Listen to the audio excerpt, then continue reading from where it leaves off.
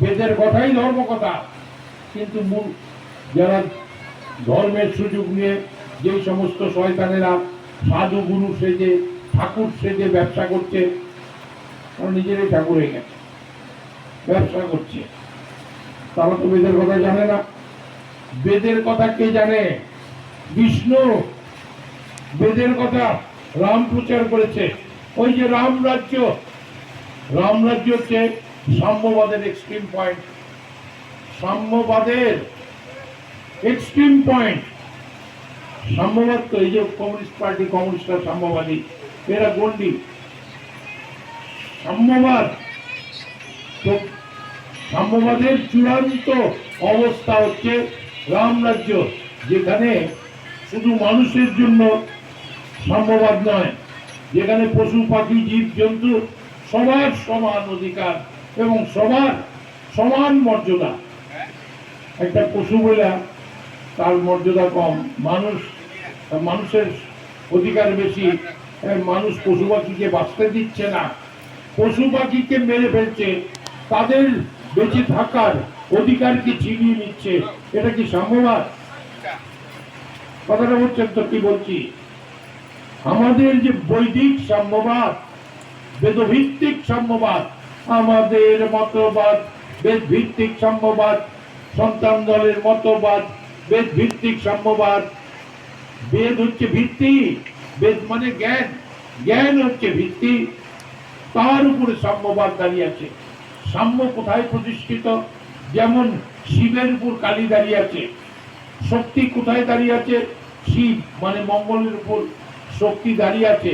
সেই শক্তির দ্বারাই জগতের কল্যাণ, সেই শক্তি জগতের কল্যাণ করছে।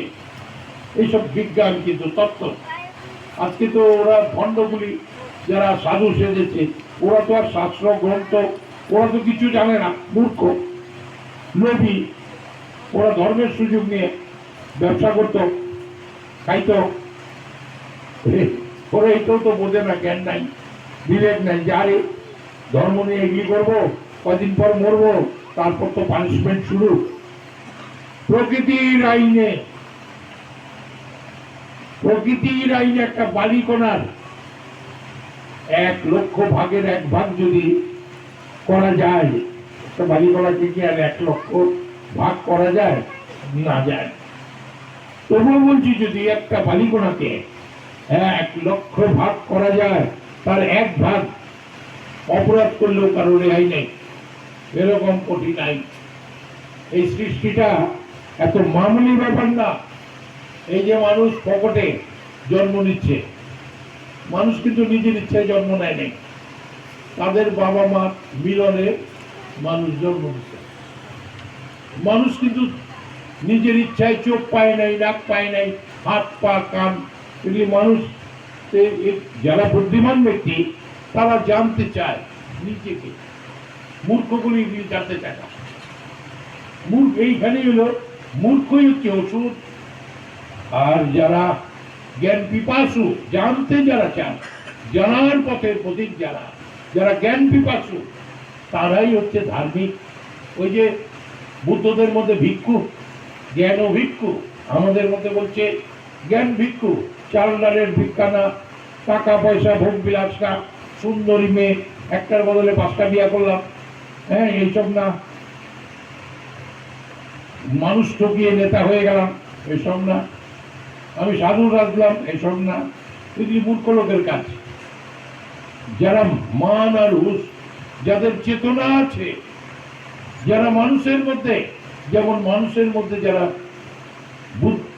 ট্যালেন্টেড মানুষ, মেধাযুক্ত মানুষ, তারা বিজ্ঞানী হয়ে যায়। বিজ্ঞানীরা কি করে? এইখানে কি, ওই গ্রহে কি, সেখানে কি, সমুদ্রে নেই, তারা খালি খুঁজে বেড়াচ্ছে কি কি কি রহস্য ভেদ করার চেষ্টা করছে। যা আছে তাকেই জানার চেষ্টা করছে, যা নাই তা জানবে কি করে? ওইখানে কি আছে, ওই গ্রহে কি আছে, জলের মধ্যে কি আছে, সমুদ্রে কি আছে, সমুদ্রের নিচে কি আছে, মাটির নিচে কি আছে, ওই জিনিসটি খুঁজে বেড়াচ্ছে।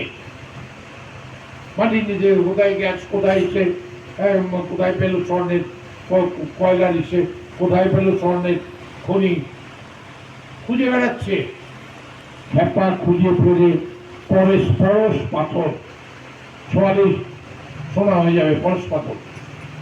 সেই জন্য মানুষের মধ্যে যারা বুদ্ধিমান মানুষ তারা খুঁজছে, তারা জানার চেষ্টা করে আমি কি একটা গাধা।